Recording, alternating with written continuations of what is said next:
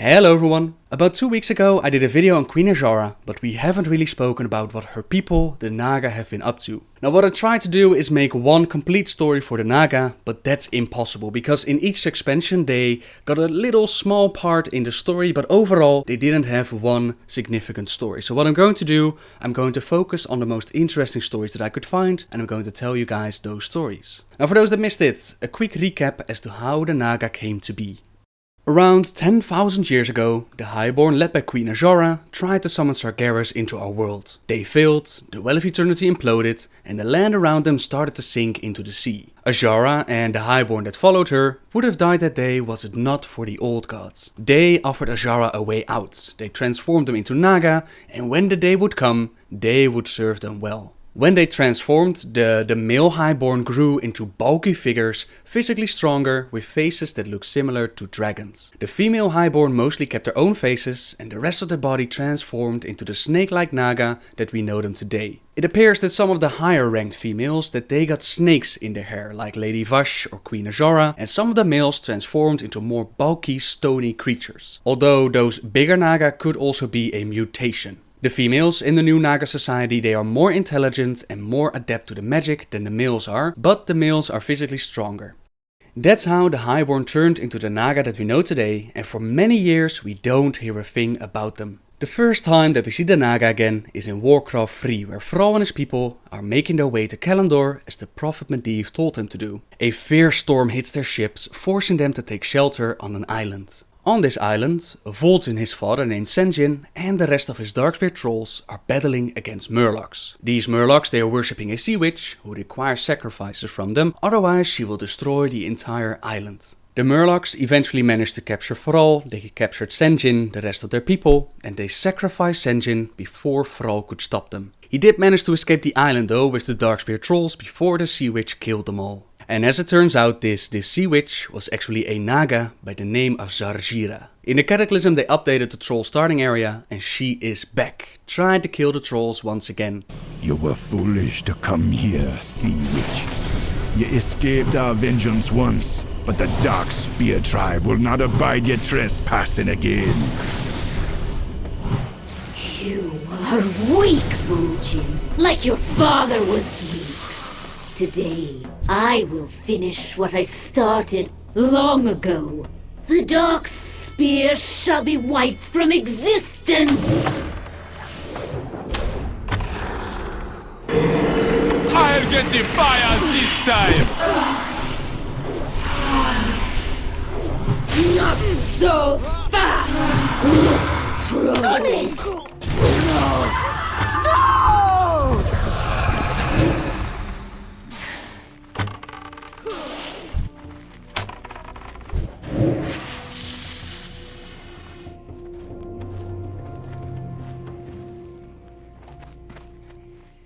It be done. Our ancient enemy is defeated. I've been waiting a long time for a chance to avenge my father. A great weight has been lifted from my shoulders. I must be returning to Darkspear Hold. Please meet me there once Vanira is done with her healing of the boy. I'm afraid there's nothing I can do for our brother. Her power tore away at his soul. I'll send some watchers to get his body so we can offer a proper farewell. I wish I could do more. You, together with Vol'jin, Zun and Vanira managed to kill her, but not without losing Zun. Again, in Warcraft 3, we see Illidan, who seems to awaken or summon the Naga from the depths of the sea. It's uncertain how he knew about them, but it's possible that his magical eyes gave him this information. Now my blind eyes see what others cannot.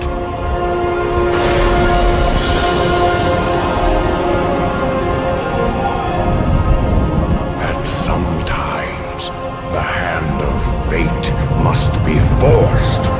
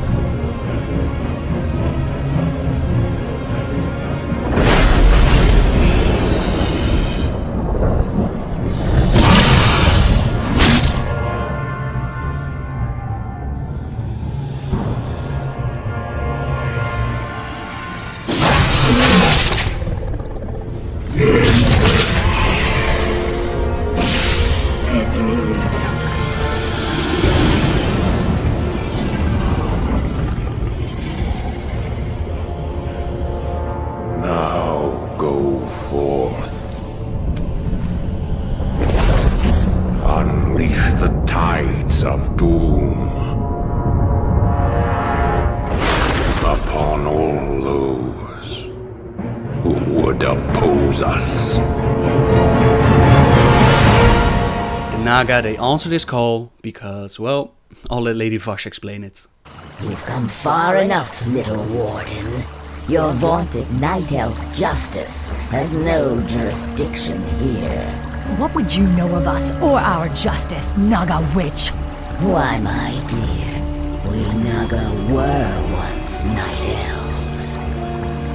We were Azshara's chosen, the Highborn, banished beneath the cruel seas when the Well of Eternity imploded around us. Impossible. Cursed, transformed. We have waited 10,000 years to retake our rightful place in the world. And now, with Lord Illidan's help, we shall. Not while I draw breath. Your courage is commendable, but it shall avail you nothing. The Naga decided to aid Illidan because they saw in him a great tool to take the surface world again. Illidan first had a mission to complete though, given by Kil'jaeden himself. He was told to destroy the Lich King and Ice Crown before Arthas could get to it, so he set out to the tomb of Sargeras, and he did this to get the Eye of Sargeras and use its powers to destroy the Lich King. This plan would have actually worked, was it not for Maiev and Malfurion who stopped him. Maiev had betrayed Malfurion, told him that Tyrande was dead, but Kael'thas' Sunstrider explained that Tyrande might still be alive. Knowing that Tyrande might still be alive, Malfurion and Illidan, they rode off to save Tyrande from the Scourge, and after that Malfurion forgave his brother, who left to go and hide from Kil'jaeden in Outland because he failed his mission, so he had to go and hide. Maiev quickly followed Illidan through his portal into Outland. Fools! Have you no sense of justice? After that point, we see Lady Vash, who offers aid to Kael'thas' Sunstrider. Ishnu Daldir, Prince Kael. We've come to join your fight against the vile dead. Greetings, Lady Vash. I would welcome your aid gladly, but the commander I serve does not approve of your kind. I do not see him here sharing your peril. Let me bolster your forces with my own. If not, you and your brethren will surely fall. What you say is true, but I accept your offer, Vash. Good. Let's get to it then. Kael'thas is following the orders of an Alliance general named Keraphos, who sends him on a suicide mission. It's Lady Vash and her Naga who save Kael'thas' life, but Keraphos isn't pleased with this. He sees Kael'thas' alliance with the Naga as betrayal, and he plans to execute him and his people the very next day. Lady Vash hears this conversation takes place, she rescues Kael'thas and takes him with her to Outland, to follow the one she calls her master, Illidan himself. Greetings, Kael. I assume we're not too late? On the contrary, Vash, your timing is impeccable. Once again, I am in your debt. But even if we free my brethren, there is nowhere to run. Garithos' forces outnumber us 10 to 1. You stand at a dangerous crossroads. You can either stay here and be slaughtered by human hands, or choose a darker path to freedom. What is this darker path? In the city above us stands a portal, a gateway that leads to other worlds. Yes, I know it. The Lich, Kael'thas opened it to bring Archimonde here. Yes. My master Illidan awaits us on the other side of that portal. Lead your people to him, and he will forge you a new destiny. He will sate your people's burning hunger. In the meantime, Illidan has managed to get himself captured by Maiev, but Lady Vash and Kael'thas set him free. After that, they set out to cleanse Outland from the demons and claim the Black Temple as their own. It's Illidan's plan to try and hide from Kil'jaeden on his planet, but Kil'jaeden finds them anyways. Foolish little mongrel. You failed to destroy the frozen throne as I commanded. And still you thought to hide from me in this forsaken backwater. I thought you to be more cunning, Illidan. Kil'jaeden, I was merely set back. I was attempting to bolster my forces. The Lich King will be destroyed. I promise you. Indeed. Still, these servitors you've gathered show some promise. I will give you one last chance, Illidan. Destroy the frozen throne, or face my eternal wrath.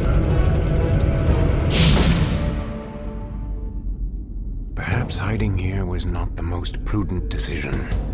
Still, the quest lies before us. Will you follow me into the cold heart of death itself?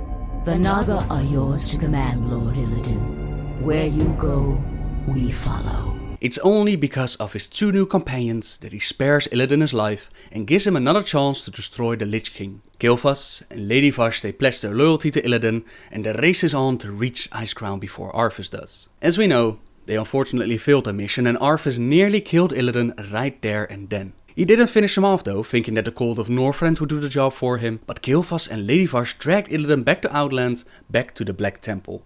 They failed their mission and now they had nothing left to do but to prepare a defense against Kil'jaeden. We don't hear about them for a couple of years, not until the Burning Crusade expansion, where the Dark Portal reopens and we all make our way to Outland. There we find out that Illidan, he's still in the Black Temple, Kael'thas in the meantime has pledged himself to Kil'jaeden, but Lady Vash, she has stayed loyal. She and her Naga have taken control over the waters of Zangarmarsh and they are pumping all the waters into one giant lake. To my knowledge, it's not specifically explained why they did this, but it's not hard to imagine that on a dry planet like Outlands, water means power. Another theory that's going on the internet is the following. We know that Kael'thas had joined Illidan because Illidan offered a cure for his people and their addiction to magic. And we know that Kael'thas was draining the magic in Netherstorm. We know that Illidan still had a couple of vials full of water from the original Well of Eternity. It's not hard to imagine that they had the plan of creating a new Well of Eternity, combining all the water with the magic and the vials. Unfortunately, they didn't plan on us crashing the party. We raided Corifang Reservoir and we killed Lady Vash,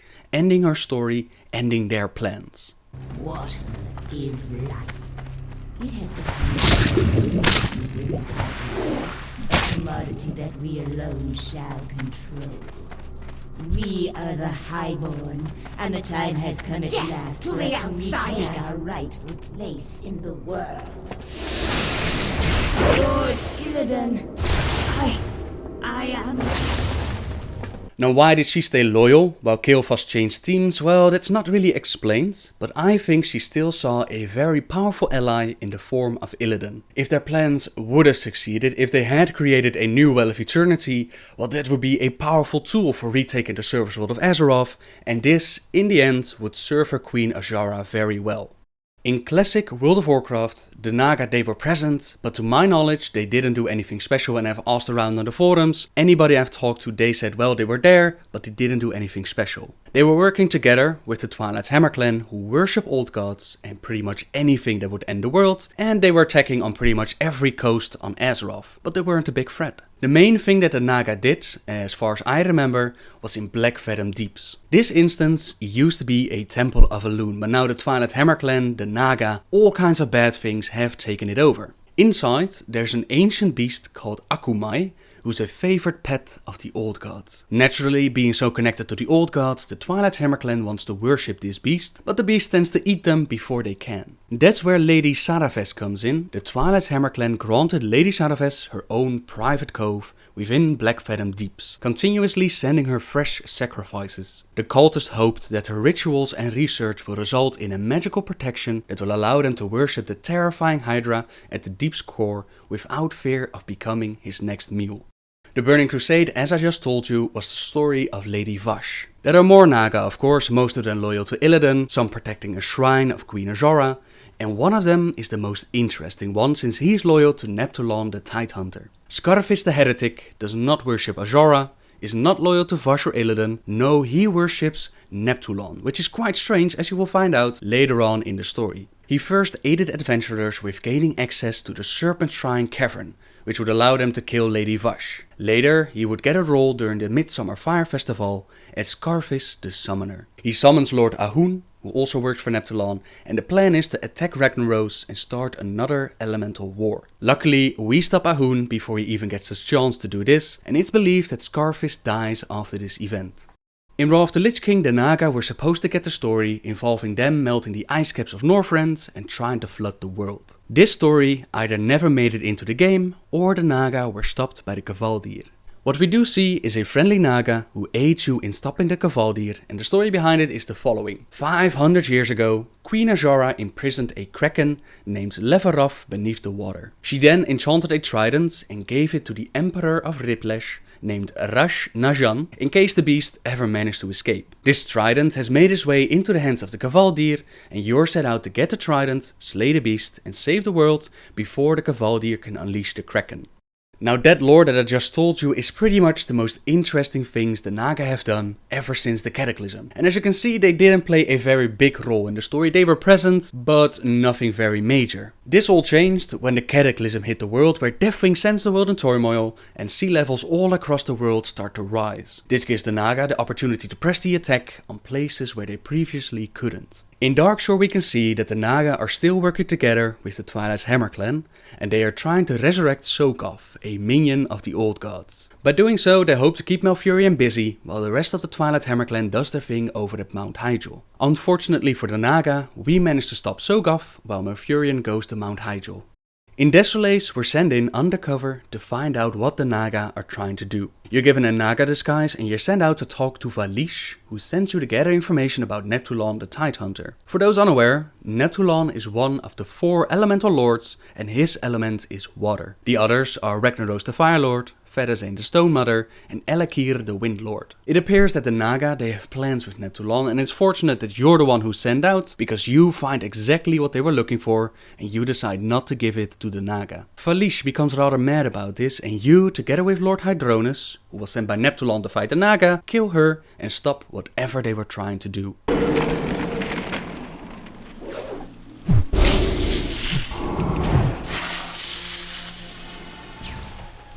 Fast forward now to the moment where the Naga strike out against the Alliance and the Horde. With the Cataclysm, a new island has risen from the sea, and it's just off the coast of Stormwind. Have you not heard? An island has emerged from the depths just off the coast of Stormwind. We're gonna take it. And once we do, Stormwind's days are numbered. An island rose up from the sea, within striking distance of Stormwind? This is no coincidence. Azeroth herself has cast her lot with the Horde. Indeed, brother. It would seem so. The Alliance sets out to defend the area, and the Horde goes out to claim it because it would be the perfect area to attack Stormwind from.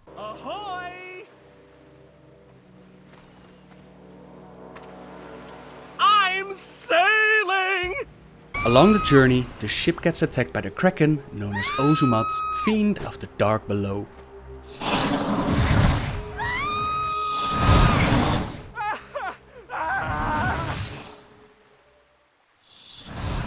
The crew is sent to the bottom of the sea and quickly disposed of by the Naga. It's fortunate that you are found by Erunach Stonespeaker, who saves your life and puts you on the task of saving as many as you can.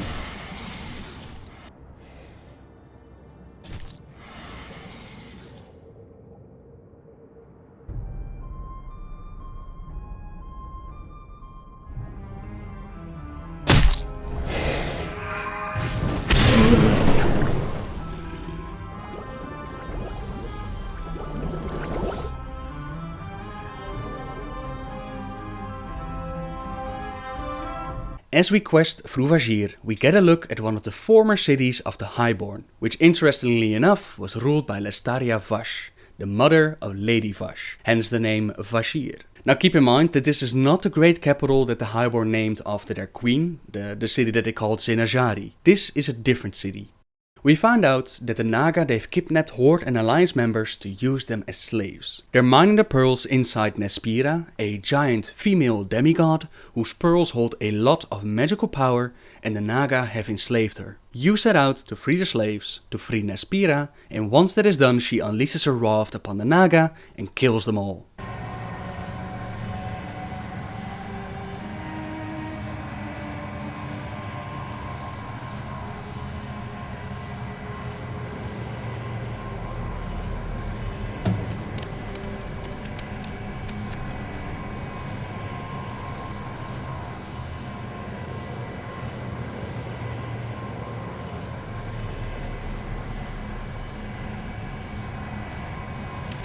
Later in the zone, we find Lgurek, who looks a lot like Nespira, so it's not hard to imagine that he's another demigod. The Twilight's Hammer clan, they're using his power to ascend their members into higher and more powerful beings. They're doing this in preparation of the fight against Neptulon, and below the giant beast, other magi of the clan are trying to connect him with a powerful creature far below. We unfortunately arrived too late. Lkrek is already doomed, but he does want to stop the Twilight Hammer clan. He gives us the power to do so, we stop the clan, and the giant beast dies. Next in Vashj'ir we find an ancient artifact which gives us a glimpse into the past of a Naga battle maiden. I could hear the sound of your trident breaking from the gardens. The skulls of these Kvaldir are as strong as rock. Prong, hardly enough to stop me from slaughtering hundreds more.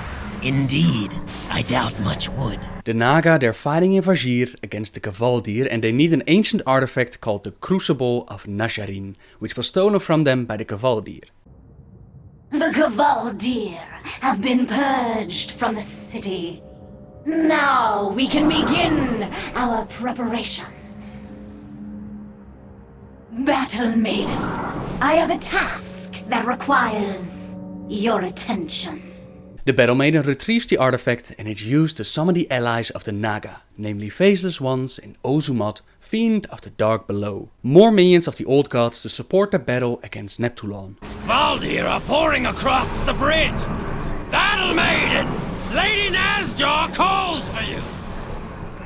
Hold them back! Keep them away from the temple!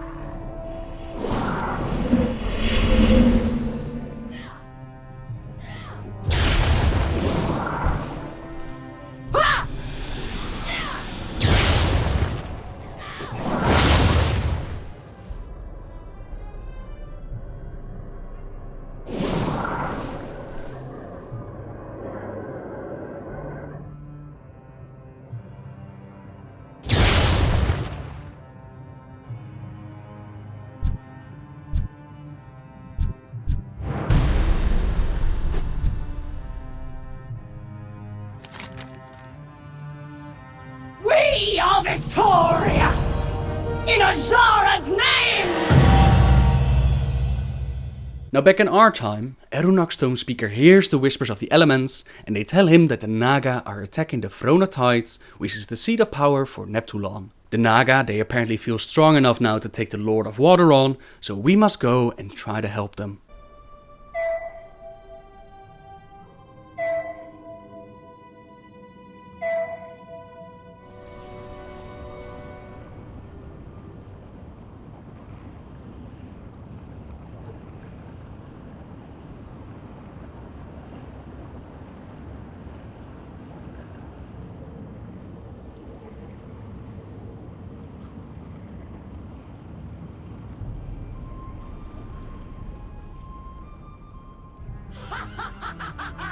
What hubris these fools possess!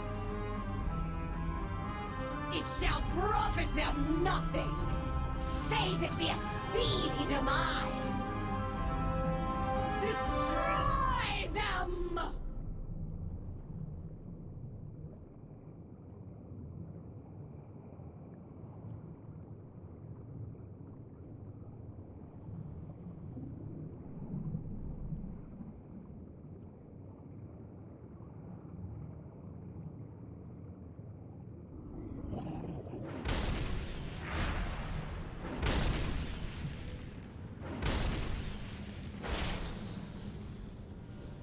Thrall's balls! I'm sick of fighting Naga.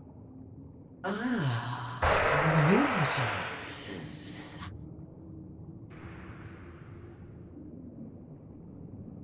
You must forgive me. I have no time to stay and play. In my absence, my servants will see to your needs. See which, MacLeod. But not today! Neptulon's minions are growing desperate. We must hurry. This is it, the entrance to Neptulon's realm. Azshara and her honor guard! Fight for your lives! Come, children of Azshara! At last we lay claim to the plane of water!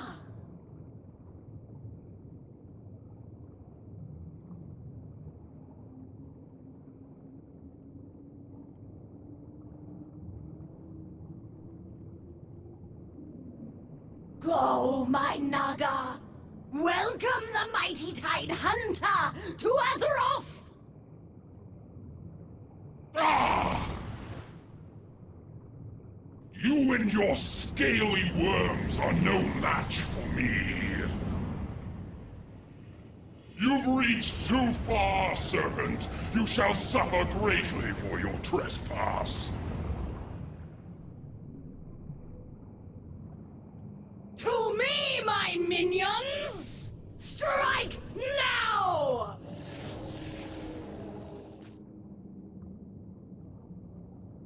Now! Unleash the Kraken!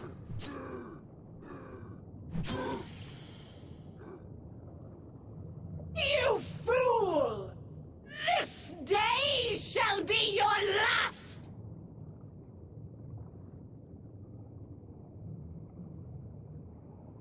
Follow me, my pets! The realm of the mighty Cataclysm is ours at last!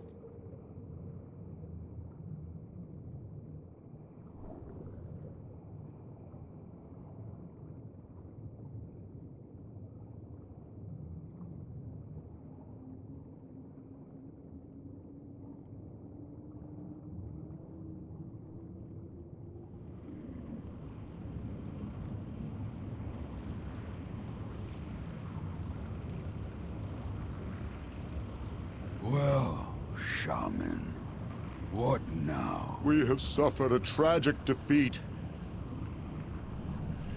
Any hope for the future of our world has grown much bleaker. Thrall must be told of this day's events. He will guide our next steps. Aranak, behind you!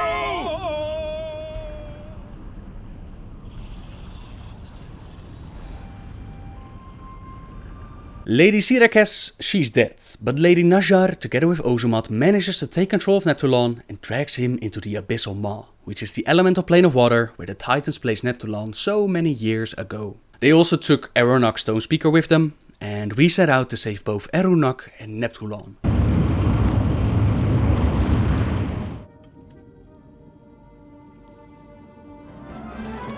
You have interfered with our plans! For the last time, mortals!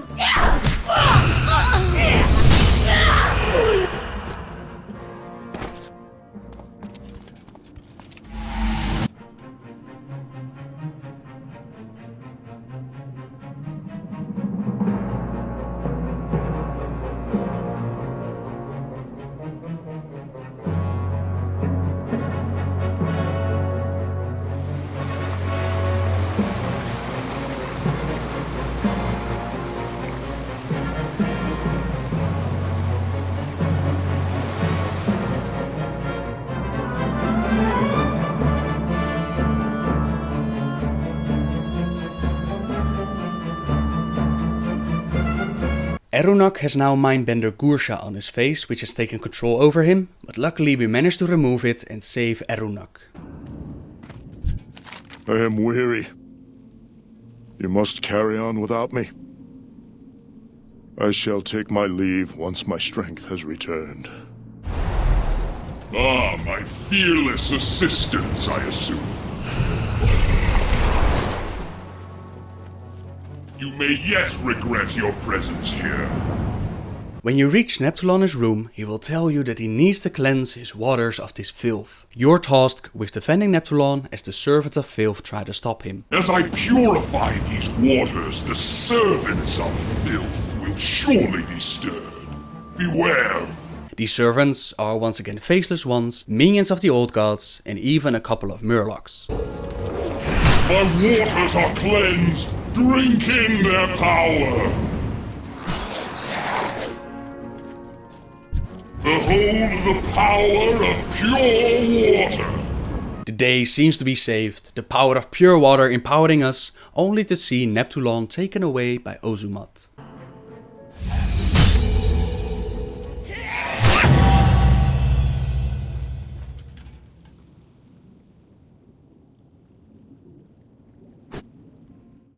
And that's where the story of the Naga, the story of Neptulon, of Ozumat and the hints towards an old god suddenly stop. Blizzard had a plan in mind of adding another dungeon or another raid to the Abyssal Maw, but they scrapped this idea, which left a whole bunch of stories and a whole bunch of questions unanswered. Whatever happened to the Battle Maiden? What are the Naga planning to do with Neptulon? Are they going to use him to take control over the seas? Or are they perhaps going to use him to clear the way for Enzov? Is Ozumat an ally of the Naga, or did they use this ritual to take control of his mind? Where is the Naga their queen? How many cities, how many caves, how many tombs are still below the sea? Many questions left unanswered which we might see in a future expansion. What we do know and what we do see time and time again is that the Naga are working together with either the Twilight Hammer clan or with Faceless Ones. Both of them are linked to old gods, and since Enzov is speculated to be beneath the sea, it's highly likely that he is the driving force behind the Naga. The Naga themselves, they are mostly loyal to their Queen Azshara. Sure, we had Lady Vash who allied with Illidan, but only to serve her queen. Sure, we had one renegade Naga who decided to worship Neptulon, but overall they are still fiercely loyal to their queen. I personally can't wait to find out what else Blizzard has in mind, what powers the Naga have gathered from beneath the ocean, and I hope that when Blizzard returns to the story, they will receive the full, uncut story they deserve. Thank you very much for watching, everyone. I hope you enjoyed the story of the Naga. Subscribe if you like my videos, and until next time, guys, see ya!